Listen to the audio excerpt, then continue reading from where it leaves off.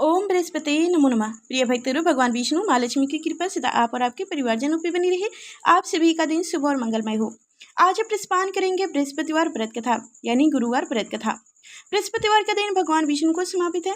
कहते हैं कि जो व्यक्ति हर गुरुवार भगवान विष्णु की पूजा करता है और गुरुवार की कथा सुनता है, गुरु बृहस्पति और गुरु भगवान विष्णु की कृपा से उनकी सभी परेशानियां दूर हो जाती है। लेकिन गुरुवार की व्रत कथा और पूजा के कुछ नियम हैं जिनका बहुत ही सावधानी से पालन करना चाहिए। तो आइए जानते हैं, गुरुवार व्रत कथा भी सुनते हैं। बृहस्पतिवार के दिन सूर्योदय से पहले ही उठे और नित्य कर्म से निर्वित होकर पीले रंग के वस्त्र पहने। उसके बाद पूरे घर में गंगा जल छिड़के। उसके बाद पूजा घर में श्री हरि विष्णु की मूर्ति या चित्र स्थापित करें। फिर पीले रंग के गंध पुष्प और अक्षत चढ़ाएं। उसके बाद चना गुड़ और मुनक्का चढ़ाकर विधि विधान से पूजन शुरू करें। इसके बाद और भगवान विष्णु की मंत्र जपें। उसके बाद व्रत की कथा सुने। कथा सुनने के बाद केले के पेड़ में जल चढ़ाएं और अपनी मनोकामनाएं भगवान विष्णु से कहें। तो अब रसपान कीजिए बृहस्पतिवार की व्रत कथा। कथा सुनने से पहले आप सभी से अनुरोध है कि आप सभी लोग भगवान बृहस्पति देव की कथा सुन रहे हैं, उनका अपमान ना करिए, उनके अनादर ना करिए और लाइक कर चैनल को सब्सक्राइब कीजिएगा। ज़्यादा से ज़्यादा इस कथा को शेयर कीजिएगा और कमेंट बॉक्स में जय बृहस्पति देव जरूर लिखिएगा। तो अब ध्यानपूर्वक कथा को सुनिए। भारतवर्ष में एक प्रतापी और दानी राजा राज्य करता था। वह नित्य गरीबों और ब्राह्मणों की सेवा सहायता किया करता था। यह बात उसकी रानी को अच्छी नहीं लगती थी। वह ना ही गरीबों को दान देती, ना ही भगवान का पूजन करती थी और राजा को भी दान देने से मना किया करती थी। एक दिन राजा शिकार खेलने के लिए वन को चले गए हुए थे, तो रानी महल में अकेली थी। उसी समय बृहस्पति उस साधु के बीच में राजा के महल में भिक्षा के लिए गए और भिक्षा मांगी। रानी ने भिक्षा देने से इनकार कर दिया और कहा, हे साधु महाराज, मैं तो दान पुण्य से तंग आ गई हूँ। मेरा पति सारे धन लुटाते रहते हैं। मेरी इच्छा है कि हमारा धन नष्ट हो जाए, फिर न रहेगी बासना बाजेगी बांसुरी। साधु ने कहा, देवी तुम तो बड़ी विचित्र हो। धन संतान तो सभी चाहते हैं, पुत्र और लक्ष्मी की पापी के घर भी होनी चाहिए। यदि तुम्हारे पास अधिक धन है तो भूखे को भोजन दो, प्यासों के लिए प्याऊ बनवाओ, मुसाफिरों के लिए धर्मशाला खुदवाओ। जो निर्धन अपनी कुंवारी कन्याओं का विवाह नहीं करा सकते, उनका विवाह करा दो। ऐसा और कई काम हैं जिनके करने से तुम्हारा यश लोक परलोक में फैलेगा। परंतु रानी पर उपदेश का कोई प्रभाव न पड़ा। वह बोली, महाराज आप मुझे कुछ न समझाइए, मैं ऐसा धन नहीं चाहती जो हर जगह बांटती फिरूं। साधु ने उत्तर दिया, यदि तुम्हारी ऐसी इच्छा है तो तथास्तु। तुम ऐसा करना कि बृहस्पतिवार को घर लीपकर पीली मिट्टी से अपना केस धोकर स्नान करना, भट्टी चढ़ाकर कपड़े धोना। ऐसा करने से आपका सारा धन नष्ट हो जाएगा। इतना कहकर वह साधु महाराज वहां से अंतर्ध्यान हो गए, लुप्त हो गए। साधु के अनुसार कई बातों को पूरा करते हुए रानी को केवल 3 बृहस्पतिवार ही बीते थे कि उनकी समस्त धन संपत्ति नष्ट हो गई। भोजन के लिए राजा का परिवार तरसने लगा। तब एक दिन राजा ने रानी से बोला कि हे रानी, तुम यहीं पर रहो, मैं दूसरे देश को जाता हूँ, क्योंकि यहाँ पर सभी लोग मुझे जानते हैं, इसलिए मैं कोई छोटा कार्य नहीं कर सकता। ऐसा कहकर राजा प्रदेश चला गया। वहाँ वह जंगल से लकड़ी काट कर लाता और शहर में बेचता। इस तरह वह अपना जीवन व्यतीत करने लगा। इधर राजा के प्रदेश जाते ही रानी और दासी दुखी रहने लगी। एक बार राजा, रानी और दासी को 7 दिन तक बिना भोजन के रहना पड़ा। तो रानी ने अपनी दासी से कही, हे दासी, पास ही के नगर में मेरी बहन रहती है, वह बहुत धनवान है, तो उनके पास जा और कुछ ले आ, ताकि थोड़ी बहुत गुजर बसर हो जाए। दासी रानी की बहन के पास गई। उस दिन गुरुवार था और रानी की बहन उस समय बृहस्पतिवार की व्रत की कथा सुन रही थी। दासी ने रानी की बहन को अपनी रानी का संदेशा दिया, लेकिन रानी की बड़ी बहन ने कोई उत्तर नहीं दिया। जब दासी को रानी की बहन से कोई उत्तर नहीं मिला तो वह बहुत दुखी हुई और उसे क्रोध भी आया। दासी ने वापस आकर रानी को सारी बातें बता दी। रानी ने सुना तो अपने भाग्य को कोसने लगी। उधर रानी की बहन ने सोचा कि मेरी बहन की दासी आई थी, परंतु मैं उससे नहीं बोली, इससे वह बहुत दुखी हुई होगी। कथा सुनकर और पूजन समाप्त करके वह अपनी बहन के घर आई और कहने लगी, हे बहन, मैं बृहस्पतिवार का व्रत कर रही थी। तुम्हारी दासी मेरे घर आई थी, परंतु जब तक कथा होती है तब तक ना तो उठते हैं और ना ही बोलते हैं, इसलिए मैं नहीं बोली। कहो दासी क्यों गई थी? रानी बोली, बहन तुमसे क्या छिपाऊं, हमारे घर में खाने तक का अनाज नहीं था। ऐसा कहते कहते रानी की आंखों में आंसू भर आए। उसने दासी समेत पिछले 7 दिनों से भूखे रहने तक की बात अपनी बहन को बताई। रानी की बहन बोली, देखो बहन, भगवान बृहस्पति देव सबकी मनोकामनाएं पूर्ण करते हैं। देखो शायद तुम्हारे घर में अनाज रखा हो। पहले तो रानी को विश्वास नहीं हुआ, पर बहन के आग्रह करने पर उसने अपनी दासी को अंदर भेजा तो उसे सचमुच अनाज से एक घड़ा भरा मिला। यह देखकर दासी को बहुत हैरानी हुई। दासी रानी से कहने लगी, हे रानी, जब हमको भोजन नहीं मिलता तो हम व्रत ही तो करते थे, इसलिए क्यों ना इनसे व्रत और कथा की विधि पूछ ली जाए ताकि हम भी व्रत कर सकें।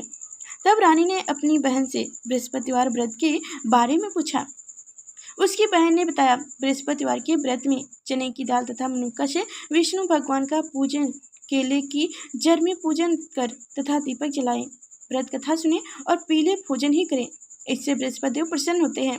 व्रत और पूजन विधि बताकर रानी की बहन अपने घर लौट गई। 7 दिन के बाद जब गुरुवार आया तो रानी और दासी ने व्रत रखा। गुरशाले में जाकर चना गुड़ लेकर आई, फिर उससे केले के जड़ तथा विष्णु भगवान का पूजन किया। अब पीला भोजन कहाँ से आए, इस बात को लेकर दोनों बहुत दुखी थीं, परंतु उन्होंने व्रत रखा था, इसलिए बृहस्पति देव उनसे प्रसन्न थे। इसलिए एक सिद्धारू व्यक्ति का रूप धारण करके 2 थाली में सुंदर पीला भोजन दासी को दे गए।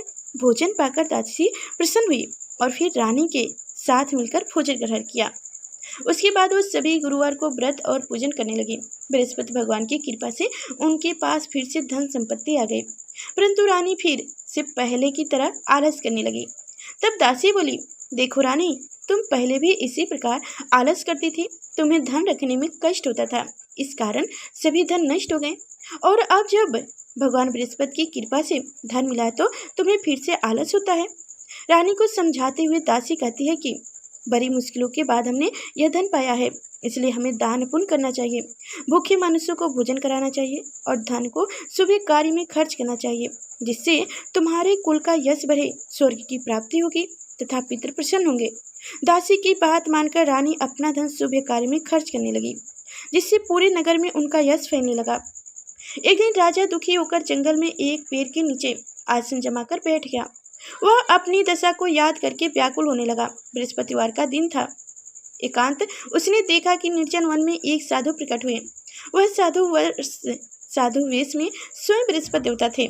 लकड़हारे ने सामने आकर बोले, हे लकड़हारे, इस सुनसान जंगल में तू चिंता मंग होकर क्यों बैठा है? लकड़हारे ने दोनों हाथ जोड़कर प्रणाम किया और उत्तर दिया, महात्मा जी, आप सब कुछ जानते हैं, मैं क्या कहूँ? यह कहकर रोने लगा और साधु को अपनी आत्मकथा सुनाई। महात्मा जी कहा, परंतु स्त्री, मैं क्या कहूँ? यह कहकर रोने लगा और साधु को अपनी आत्मकथा सुनाई। महात्मा जी ने कहा, तुम्हारी स्त्री ने बृहस्पति के दिन बृहस्पति भगवान का निरादर किया है, जिसके कारण रुष्ट होकर उन्होंने तुम्हारी यह दशा कर दी है। अब तुम चिंता को दूर करके मेरे कहने पर चलो तो तुम्हारे सब कष्ट दूर हो जाएंगे और भगवान पहले से भी अधिक संपत्ति देंगे। तुम बृहस्पति के दिन कथा किया करो, 2 पैसे के चना मुनक्का लाकर उनका प्रसाद बनाओ और शुद्ध जल के लोटे में शक्कर मिलाकर अमृत तैयार करो। कथा के पश्चात अपने सारे परिवार और सुनने वाले प्राणियों में अमृत एवं प्रसाद बांटकर आप ही ग्रहण करो। ऐसा करने से भगवान तुम्हारी सब मनोकामनाएं पूर्ण करेंगे। साधु के ऐसे वचन सुनकर लकड़हारा बोले, हे प्रभु, मुझे लकड़ी बेचकर इतना पैसा नहीं मिलता जिससे भोजन के उपरांत कुछ भी बचा सकूं। मैंने रात्रि में अपनी स्त्री को व्याकुल देखा है, मेरे पास कुछ भी नहीं जिससे मैं उसका खबर मांग सकूं। साधु ने कहा, हे लकड़हारे, तुम किसी बात की चिंता मत करो। बृहस्पति के दिन तुम्हें रोजाना की तरह लकड़ियां लेकर शहर में जाओ। तुमको रोज से दुगना धन प्राप्त होगा, जिससे तुम भली भांति भोजन कर लोगे तथा बृहस्पति देव की पूजा का सामान भी ला लोगे। इतना कहकर साधु अंतर ध्यान हो गए।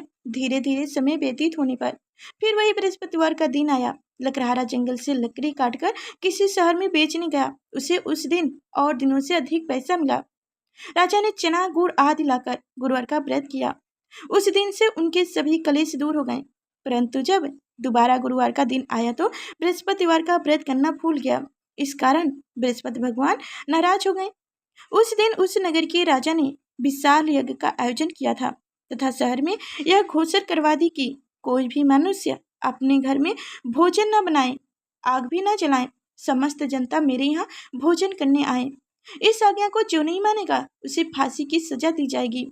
इस तरह की घोषणा संपूर्ण नगर में करवा दी गई। राजा के आज्ञानुसार शहर के सभी लोग भोजन करने गए, लेकिन लकड़हारा कुछ देर से पहुंचा, इसलिए राजा उनको अपने साथ घर ले गए और ले जाकर भोजन करा रहे थे तो रानी की दृष्टि उस खूंटी पर पड़ी जिस पर उनका हाथ टंगा हुआ था। वह वहां पर दिखाई नहीं दिया। रानी ने निर्णय किया कि मेरा हार इस लकड़हारे ने चुरा लिया है। उसी समय सिपाहियों को बुलाकर उनको कारागार में डलवा दिया गया। जब लकड़हारा कारागार में पड़ गया और बहुत दुखी होकर विचार करने लगा कि ना जाने कौन से पूर्व जन्म के कुकर्म से मुझे यह दुख प्राप्त हुआ है, और उसी साधु को याद करने लगा जो कि जंगल में मिले थे। उसी समय तत्काल बृहस्पति देव साधु के रूप में प्रकट हुए और उसकी दशा देखकर कहने लगे, अरे मूर्ख, तूने बृहस्पति देव की कथा नहीं करी, इस कारण तुम्हें दुख प्राप्त हुआ है। अब चिंता मत करो, बृहस्पतिवार के दिन कारागार के दरवाजे पर 4 पैसे पड़े मिलेंगे, उनसे तुम बृहस्पति देव की पूजा करना, तेरे सभी कष्ट दूर हो जाएंगे। बृहस्पति के दिन उसे 4 पैसे मिले।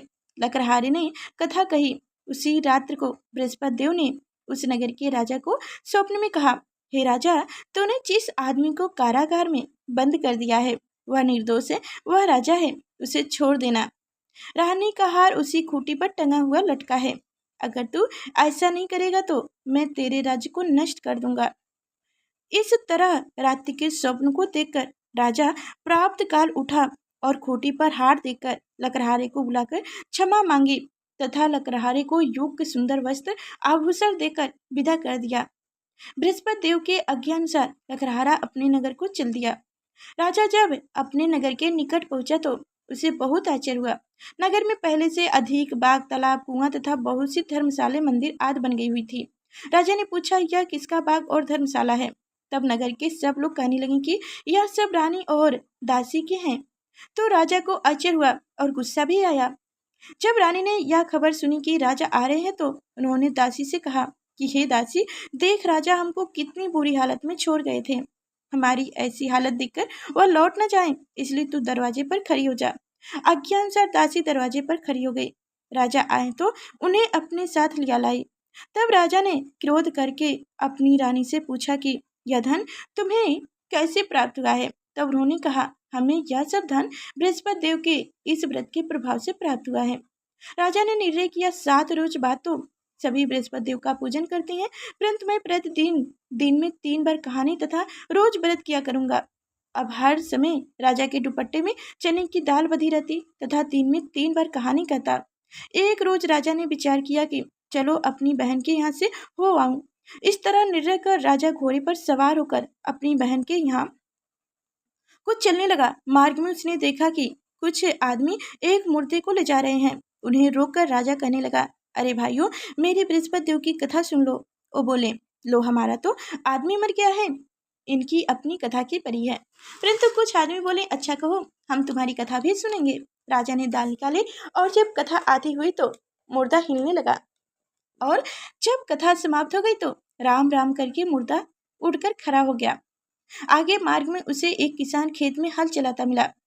राजा ने उसे देखा और उससे बोले, अरे भाई, तुम मेरी बृहस्पतिवार की कथा सुन लो। किसान बोला, जब तक मैं तेरी कथा सुनूंगा तब तक 4 हरवे जोत लूंगा। जा अपनी कथा किसी और को सुनाना। इस तरह राजा आगे चलने लगा। राजा के हटते ही बैल पिछाड़ खाकर गिर गए तथा किसान के पेट में बड़े जोर से दर्द होने लगा। उस समय उसकी माँ रोटी लेकर आई। उसने देखा, जब यह देखा तो अपने पुत्र से सब हाल पूछा और बेटे ने सभी हाल कह दिया।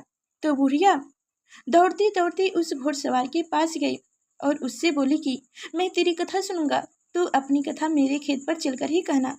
राजा ने बुढ़िया के खेत पर जाकर कथा कही, जिसके सुनते ही वह बैल खड़े हो गए तथा किसान के पेट का दर्द भी बंद हो गया। राजा अपनी बहन के घर पहुंचा। बहन ने भाई की खूब मेहमानी की। दूसरे रोज प्राप्त का राजा जगा तो वह देखने लगा कि सब लोग भोजन कर रहे हैं। राजा ने अपनी बहन से कहा, ऐसा कोई मनुष्य है जिसने भोजन नहीं किया हो, मेरे बृहस्पतिवार की कथा सुन ले। बहन बोली, हे भैया, यह देश ऐसा ही है कि पहले यहाँ के लोग भोजन करते हैं, बाद में अन्य कोई काम करते हैं। अगर कोई पड़ोस में हो तो देख आती हूँ। ऐसा वह कहकर देखने चली गई, परंतु उसे कोई ऐसा व्यक्ति नहीं मिला जिसने भोजन न किया हो। अंत वह एक कुम्हार के घर गई जिनका लड़का बीमार था। उसे मालूम हुआ कि उनके यहाँ 3 रोज से किसी ने भोजन नहीं किया है। रानी ने अपने भाई की कथा सुनने के लिए कुमार से कहा। वह तैयार हो गए। राजा ने जाकर बृहस्पतिवार की कथा कही, जिनको सुनकर उनका लड़का ठीक हो गया। अब तो राजा की प्रशंसा होने लगी। एक रोज राजा ने अपनी बहन से कहा कि हे बहन, हम अपने घर को जाऊंगा, तुम भी तैयार हो जाओ। राजा की बहन ने अपनी सास से कहा। सास ने कहा, चली जा, परंतु अपने बालक को मत लेकर जाना, क्योंकि तेरे भाई के कोई औलाद नहीं है। बहन ने अपने भाई से कहा, हे भैया, मैं तो चलूंगा, पर बालक कोई नहीं जाएगा। राजा बोला, जब कोई बालक नहीं चलेगा तब तुम ही क्यों जाओगी। बड़े दुखी मन से राजा अपने नगर को लौट आया। राजा ने अपनी रानी से कहा, हम निर्वंशी हैं, हमारा मुंह देखने का धर्म नहीं है। और कुछ खाए पिए बिना सैया पर लेट गया। रानी बोली, हे प्रभु, बृहस्पति देव ने हमें सब कुछ दिए हैं, वो हमें औलाद अवश्य देंगे। उसी रात्र को बृहस्पति देव ने राजा से स्वप्न में कहे, हे राजा, उठ, सभी सोच त्याग दे, तेरी रानी गर्भवती है। राजा की यह बात सुनकर बड़ी खुशी हुई। 9वें महीने में उनके गर्भ से एक सुंदर पुत्र पैदा हुआ। तब राजा बोला, हे रानी, स्त्री बिना भोजन के रह सकती है, पर बिना कहे नहीं रह सकती। जब मेरी बहन आए तुम उससे कुछ मत कहना। रानी ने सुनकर हाँ कर दिया। जब राजा की बहन ने यह शुभ समाचार सुना तो वह बहुत खुश हुई तथा बधाई लेकर अपने भाई के यहाँ आई। तभी रानी ने कहा, घोड़ा चढ़कर तो नहीं आई, गधा चढ़कर आई। राजा की बहन बोली, भाभी, मैं इस प्रकार न कहती तो तुम्हें औलाद कैसे मिलती। बृहस्पति देव ऐसे ही हैं, जैसे जिनके मन में मनोकामनाएं हैं सभी को पूर्ण करते हैं। जो सदा भाव पूर्वक बृहस्पतिवार का व्रत करता है एवं कथा पढ़ता सुनता है, दूसरे को सुनाता है, बृहस्पति देव उनकी सभी मनोकामनाएं पूर्ण करते हैं। प्रेम से बोलो भगवान विष्णु की जय हो। भगवान बृहस्पति उनकी सदैव रक्षा करते हैं। संसार में जो मनुष्य सदा भाव से भगवान जी का पूजन एवं सच्चे हृदय से करते हैं तो उनकी सभी मनोकामनाएं पूर्ण करते हैं। जैसे सच्ची भावना से राजा और रानी ने उनकी कथा का गुणगान किया तो उनकी सभी इच्छाएं बृहस्पति देव जी ने पूर्ण की थी। इसलिए पूर्व कथा सुनने के बाद प्रसाद लेकर जाना चाहिए। हृदय से उनका मनन करते हुए जय जयकार बोलना चाहिए। प्रेम से बोलो भगवान विष्णु की जय हो, बृहस्पति देव की जय हो। तो प्रिय भक्तगणों, आप सभी को हमारी कथाएं कैसी लगी कमेंट बॉक्स में जरूर बताइएगा। फिर मिलेंगे अगले नेक्स्ट वीडियो में, तब तक के लिए धन्यवाद।